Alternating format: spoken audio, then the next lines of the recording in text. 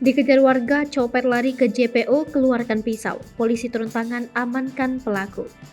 Seorang pencopet nyaris dihakimi warga yang mengejarnya hingga naik jembatan penyeberangan orang atau JPO Semanggi, Jakarta Selatan, tepatnya di depan gedung Polda Metro Jaya pada Selasa 7 Juni 2022.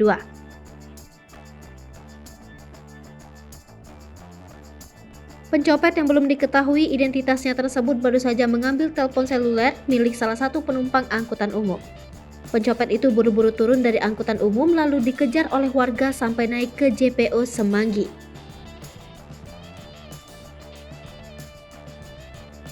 Namun, untuk menyelamatkan diri agar tak dihakimi warga, pencopet bertopi merah itu mengeluarkan pisau dari balik jaket kremnya. Alhasil warga tak ada yang berani mendekati pencopet itu karena takut menjadi sasaran penusukan.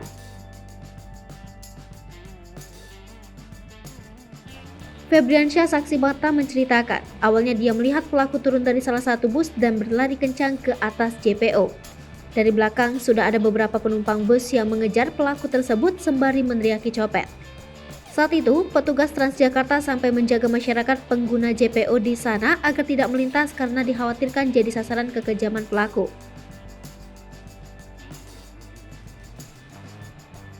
Tak lama datang anggota polisi berpakaian preman membawa sebuah kayu dan menenangkan pelaku.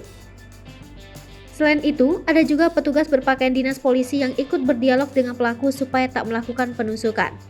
Sementara itu, Kabid Humas Polda Metro Jaya, Kombes Pol Endra Zulpan mengaku belum mendapat kabar adanya pria pembawa senjata tajam jenis pisau.